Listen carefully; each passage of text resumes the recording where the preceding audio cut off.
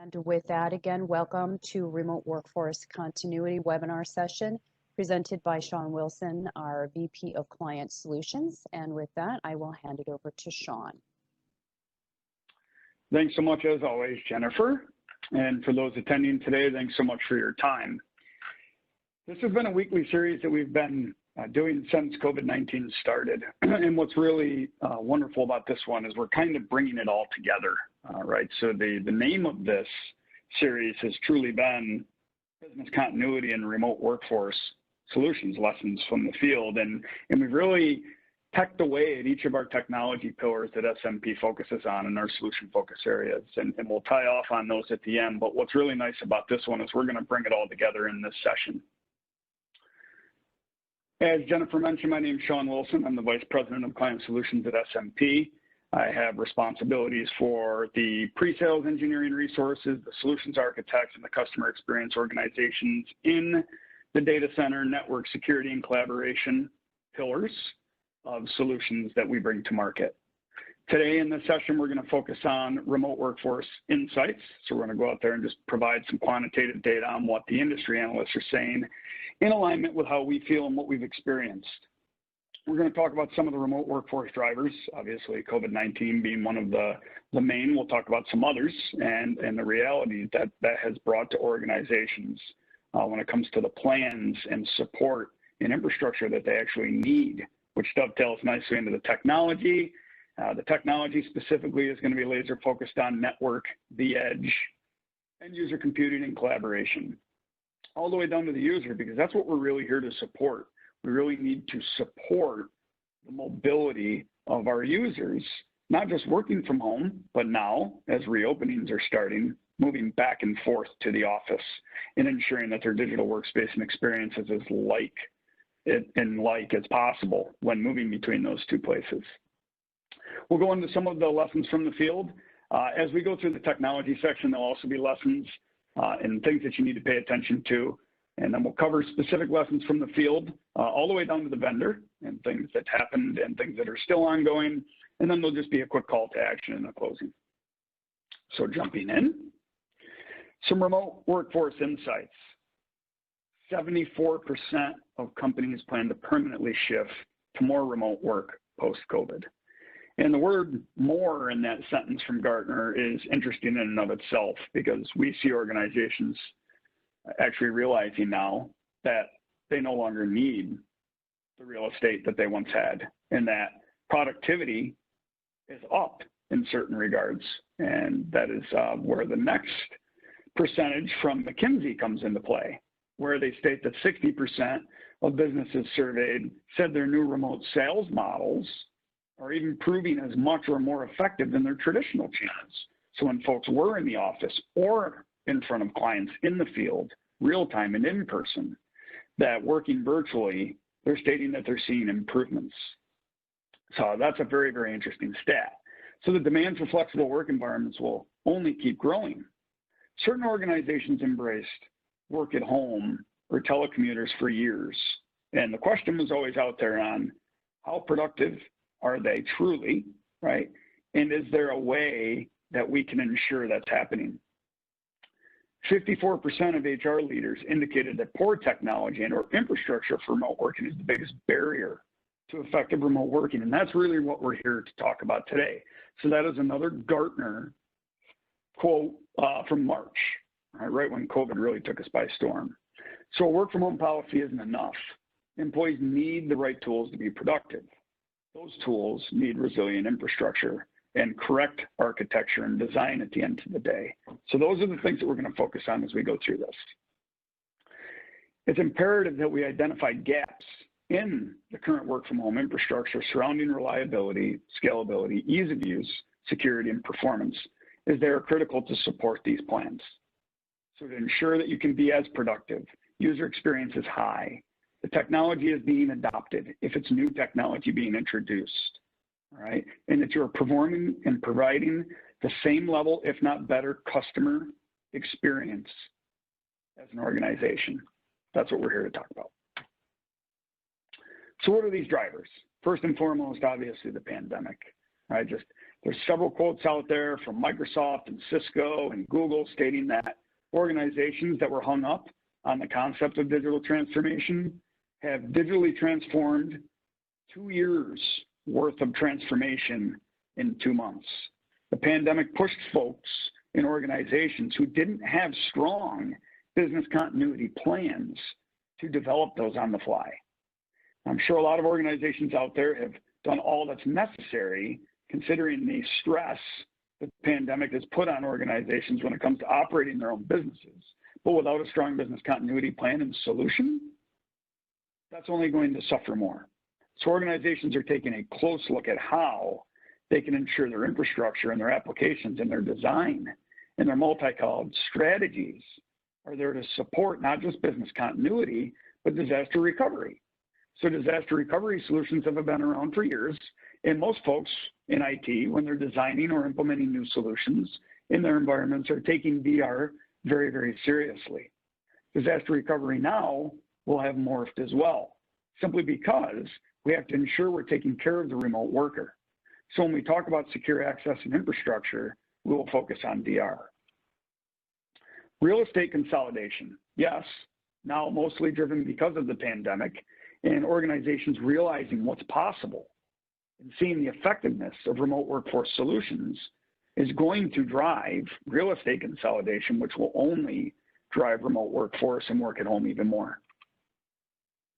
And then arguably the biggest, consistent customer experience. Remote working has been here now in a big way for 3 months. How can we ensure that the experience that we provide to our customers is on par or better when at home or moving back into the office? Today, I am sitting in SMP's headquarters. I have been moving to and from my home office for the last 3 weeks, in and out. Now, meaning I'm coming here a couple of days a week. How can I ensure that my experience here while I'm working is the same from an end user computing and collaboration perspective, so that when I'm dealing and working with our customers, the experience can be as good as well? And you are not alone. So there's some questions that you've asked yourself and will continue to ask yourself. But when you really dive in, have you looked at how the transition to the remote workforce has fared? That is a very, very important question that we need to ask ourselves. And when institutionalized, how will you return to normal operations? This is why it's important to have feature parity from an end user perspective, regardless of where they're working. So that normal and what feels normal to them and how they work day in and day out is the same inside their 4 walls of the office and at home. Can remote workers remain effective? We're going to spend some time on this, and there's an important piece that's often overlooked to ensure that they remain effective. Did you have a work from home plan policy pre-COVID? A lot of organizations that SMP has talked with had something but nothing as substantial or sophisticated as it needed to be. Right? So there's been a lot of new efforts to ensure that the infrastructure and application resiliency and support of new traffic patterns and security is being taken into consideration. And at the end of the day, the persona side of all of this, who from your organization can work remotely? Right? SMP has employees who have trades or skills where working remotely is not effective. Right? These are individuals and engineers that are used to or have to be in front of clients to effectively do their job. That's just one of many, many examples. So who from your organization can actually work remotely? That's something that you need to identify. That personification ends up being really, really important because your remote workforce solutions need to adhere to that. And any adoption services or training that you develop from moving inside the office to outside and vice versa is good for the end user at the end of the day. So let's talk about the technology. Secure access. So secure access means a number of different things. You might sit here and say, okay, well, this is very close. This is very, very much IT security. Well, it's much more than that. It's not just how you connect to your applications, your data centers, your SaaS platforms, or your data. It's the infrastructure that supports that all the way down to the digital workspace. So some things that we saw and things that you need to consider right out of the box are obviously scalable VPN connectivity. All right, so how are your end users and or devices going to connect back to home base, wherever home base resides, all right? Whether that's a virtual desktop, whether that's a phone coming across the internet and connecting to your call control platform, whether that's a mobile device, finding ways to consume applications and work like you've always worked. Scalable VPN is something that we'll talk about in lessons from the field, because this is something that most organizations didn't have enough capacity to support what was needed when COVID hit. Multi-factor authentication, never been more important as it is now. Why? The main reason is because of BYOD, non-corporate initiated devices that end users are now using to work, right? So multi-factor authentication is something that is vital. SMP has a few different solutions that we bring to market there, and several organizations have come to us in need for MFA since COVID hit. Device level protection, right? So think of endpoint protection, not just from a laptop, desktop, or virtual desktop perspective, but a mobile device perspective as well. Right? When you take assets outside of your four walls and you're not accustomed to doing so, that's one thing, right? Having device level protection on corporate issued devices is great. What about all those devices that that they're using to access a virtual desktop, okay, for example, or leveraging a home PC to access a SaaS application or something within your data center? Do you allow end users to put your VPN client on a non-corporate issued PC? Right? There's so many different things that we need to consider here for secure access. So we've talked about the digital workspace and the devices just being an endpoint in this regard, but how do we securely access our applications, whether that's via virtual desktop, or application publishing, whether it's something via Citrix or Horizon View, and giving end users the ability to use the device that they want, but access the resources at the end of the day that you want them to consume securely, right, at the end of the day. Not only have traffic patterns changed tremendously as a result of this, right? So thinking about going from inside out to outside in, the devices that we're using, we need to ensure secure, and your data needs to remain secure. Data loss prevention ends up being another big consideration. DLP solutions certainly embedded in the enterprise inside your four walls. If we go back again to how users are accessing the data, where your data is going to land, how do we ensure that the DLP solutions support the remote workforce, just like they do if they're working on premise? I mentioned inside out, outside in. Truly, your castle has been turned inside out, right? And because of that, we need to look at security from a completely different lens. We have had several COVID-19 webinars on this already, and we'll continue to have more granular discussions around security simply because of how the attack landscape, threat landscape has changed. So infrastructure. What do organizations need to consider from an infrastructure perspective? Obviously, next generation firewalls. And not just next generation firewalls. You could have some legacy firewalls out there, some firewalls that don't have the next generation features from IPS to all the things that we're looking to get out of a next generation firewall today at the edge of your network. But even if you do have a next generation firewall, is the design implemented in a way that supports not just a remote workforce, but a resilient remote workforce? All right, so firewall design, redundancy, and resiliency across data centers. Firewall design and implementations, potentially for specific use cases and applications. All right, these are the things that need to be considered to support the remote workforce, just like they're sitting inside. Internet routers. Internet routers, again, a lot of organizations have since refreshed the edge, all right, from a router perspective, but are they implemented in a resilient and scalable way, all right? It's going to dovetail into one of the other things here in infrastructure in a minute and then lessons learned. But if your internet routers are dated, end of support, okay, or not implemented in a highly available fashion, this is something that we need to pay close attention to. SD-WAN. So SD-WAN to the home or anywhere. Several organizations that we're working with since COVID have went out and implemented SD-WAN solutions simply because of traffic pattern changes, leveraging the internet, all right, and where the applications and workloads that they're accessing reside, okay? One of the biggest things now is SD-WAN to the home. There's going to be a certain profile of worker from contact center agent for example, to high-touch sales or customer service representatives, executives, where SD-WAN to the home may become mandated. So Meraki, for example, has a Z platform where you can push SD-WAN to the home, a home-based router that will not only do SD-WAN, but also power an IP phone or service wireless, all right, throughout the home. So unique solutions there from an infrastructure perspective to ensure that we're not only providing the end user with a wonderful experience, but that they can service their customers and partners the way that you need them to. VDI hosts in the scale.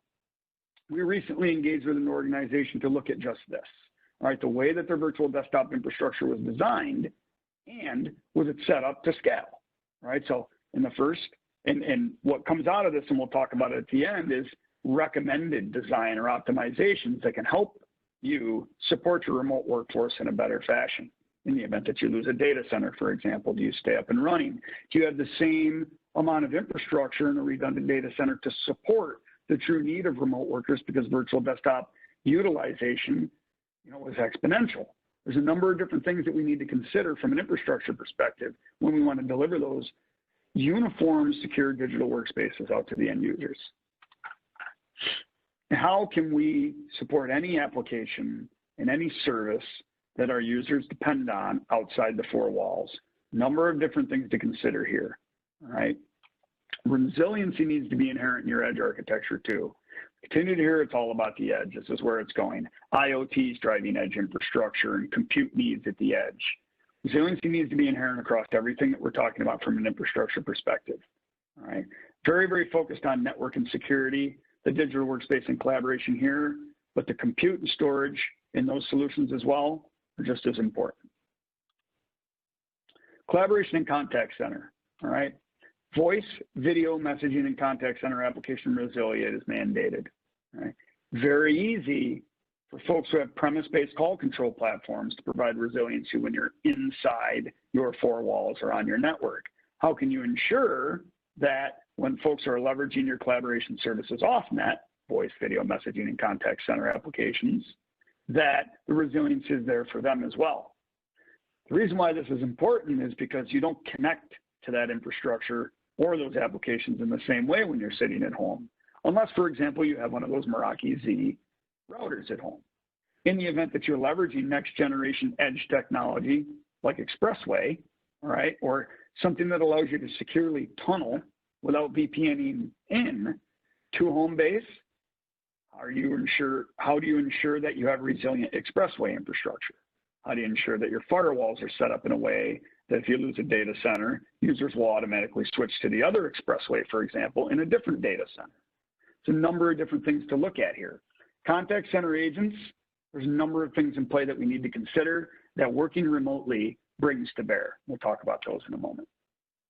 Seamless service extension to any location, whether that's your home, whether that's a cafe, doesn't matter where you are, a hotel. How can you ensure that you can extend all of your collaboration services off-prem, right? So that the feature parity is there and that the resiliency is there. Technologies have been out for years to support exactly what I'm referring to here. A lot of organizations did not put in highly available solutions to support this. All right, so you need to take a look at your architecture in the event that staying connected, not just internally with the organization, but externally is mandated, then high availability collaboration applications are mandated. Hard phone versus soft phone. So working remotely brings this conversation to light every time, not only because of voice being real time and the difficulty in putting real-time traffic across the internet or over a VPN, but in the event that they're leveraging soft phone technology or are accustomed to using soft phone technology, again, we can refer to the contact center agent. How do they do that at home? Especially if they're used to leveraging a soft phone that's running locally on a PC and having an agent desktop running in a virtual desktop infrastructure. The traffic patterns are not only different, right, and the traffic flows themselves, but the challenges when moving outside your four walls, if you're using a new laptop, for example, right, or you're used to launching your agent desktop software through a virtual desktop, what do we need to consider here? Hard phone is a completely different scenario. Hard phones are typically power over Ethernet. Right? So with power over Ethernet, right? You would typically need a switch at home to power it, like a Meraki Z router. And if not, you would need to ensure that you had bricks, right? So true power cords and bricks to power the phone. Assuming you want to use a hard phone, how do you securely connect that back to your call control environment? The only thing that I didn't touch on with soft phone is a lot of folks aren't used to using headsets, for example, or maybe cameras, right, for web conferencing or high-touch customer service. So a number of different variables here that we need to consider. I mentioned that virtual desktop infrastructure with collaboration specifically introduces a number of different challenges, right? There's so many things that have been hardened over the years when contact center agents and employees are sitting inside your four walls, like phone control, right? But how can we ensure that that same experience is extended outside the four walls when they're working remotely? Number of different things that you need to look at here. Wonderful solutions out here to support it. We also had a recent engagement with another client to interrogate this. Compliancy, whole other set of challenges, right? We could say this for any application. Real-time protocols are a little unique in this regard, especially when it comes to things like call recording. So if you need to record your voice calls or video calls, or maybe even messaging, how are we doing that if they're working from home? Right? Again, different traffic flows, tunneling through different devices at the edge of the network, and then potentially using them differently as well. All right, so when it comes to reporting, obviously, and things like PCI and HIPAA, right, end up being huge with collaboration specifically. Encrypted and discoverable collaboration tools is something that we ended up spending a lot of time talking about, okay, over the last 3 months. There's a number of different workstream messaging platforms out there now, like WebEx Teams, Microsoft Teams, Slack. How can we ensure all of those things are encrypted end-to-end? And at the end of the day, what's happening in those tools is discoverable, right, to ensure that you guys are remaining compliant. One thing to consider if you haven't, most organizations are at least talking about this if they haven't started to embrace it, but truly what makes this simpler from an infrastructure and a design and architecture perspective is SaaS/cloud-based collaboration and contact center applications. So should they be on your roadmap, right? If real-time communications is imperative for the success of your organization, cloud, collaboration, and contact center likely makes a lot of sense, all right? So, lessons from the field. Things that we've discovered. Obviously, a complete flip, right, for work at home traffic patterns. So adding resiliency for that. We spent a ton of time talking about that, but a complete flip in this. The attack surface itself is transformed. It's morphed, right? So we're now coming outside in. Right? So your design from a security perspective is completely different than it was before. Right? We've had a number of discussions with clients around this and a lot of emergency requests to address, right, and harden the attack surface. Licensing to support secure access and connectivity, right? So folks didn't have fully proofed business continuity plans. Likely you didn't invest in enough licensing to support the demands outside your four walls. Now, fortunately, vendors have done a number of amazing things for us during this time. But what's going to happen in the event that those trials or programs expire, right? So do we have enough licensing on your firewalls, for example, to support the sheer amount of VPN connections that you need, right? Do you have enough licensing at the, in your SaaS applications because of how you had to morph there from a subscriptions perspective? There's so many things that we need to look at here. We've come across a lot of those. This ended up being a huge one. So you watched vendors and manufacturers transform the software providers out there. Just think web conferencing, what we're doing right now in and of itself. What Cisco, Microsoft, and Zoom had to do to be able to support the shift in connectivity. All right, these folks have tripled to quadrupled the size of their infrastructure and thousands of % increase across all three in minutes, in users, and unique hosts alone. All right, so they were challenged in the very, very beginning to support this. All right, so SaaS readiness to support capacity. Lack of product availability, right? When COVID hit, what are the things that were tough to get your hands on? Phones, Logitech cameras, headsets, power bricks, all right? Supply chain impacts across things like firewalls, network infrastructure upgrades, all the things that you needed to remain productive, right? During this time, there was a big challenge with lack of product, and there still is, obviously. Internet bandwidth restrictions was a huge one. Folks weren't necessarily set up to support the way that they worked at the office when it came to the internet that they had going into the home, right? Not just into the home, but into the enterprise. So we worked with a number of organizations to not only upgrade the edge from a router perspective, as we talked about in the infrastructure section, but also had to upgrade internet itself into the office. So that goes both ways, getting your connections up to speed where they need to be to support this workforce going forward. And then the ability to work from anywhere, including the office. So now we're starting to see folks going back to the office. This ends up being a really, really big piece for user experience and training. Adoption services are huge to ensure that your users have a great experience working at home when introducing new technology or working in new ways, but also moving back and forth between the office and the home. I can tell you, I'm a good end user, I would say, when it comes to using technology, and this has been a challenging thing for me, okay? So some of our best lessons are learned at the worst times. That's absolutely the case here. It's making us a better organization from an IT perspective and a design perspective to be able to support the needs of our end users and our organization regardless of how and where we work. So the call to action. SMP is offering a remote workforce continuity assessment. This is something that we've been offering since COVID, all right, and we have executed multiple to date. Assessments are my favorite thing to do as a consultant, along with the team. There's a tremendous amount of value in assessments for the organizations that we work with. This specific assessment is to identify risk and opportunities to ensure workforce continuity, okay? Purposes of discovery of the network, security, collaboration, and digital workspace design.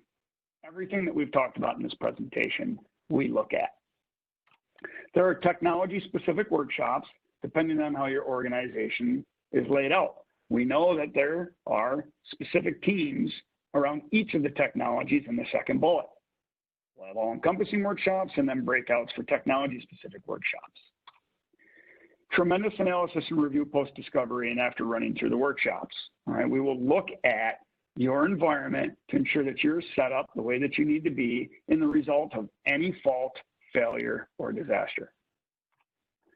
We build a wonderful executive presentation, right? And this is where a lot of the value comes in for both parties, right? So we develop content together to bring back to the business to ensure they understand why the risk register that we develop together includes priorities, the impact, and timelines with the scorecard.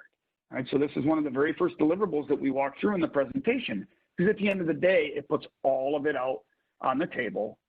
We analyze it together. We talk about what is important, the dependencies, et cetera, okay? The risk register ends up, in my opinion, being the best deliverable that comes out of this assessment.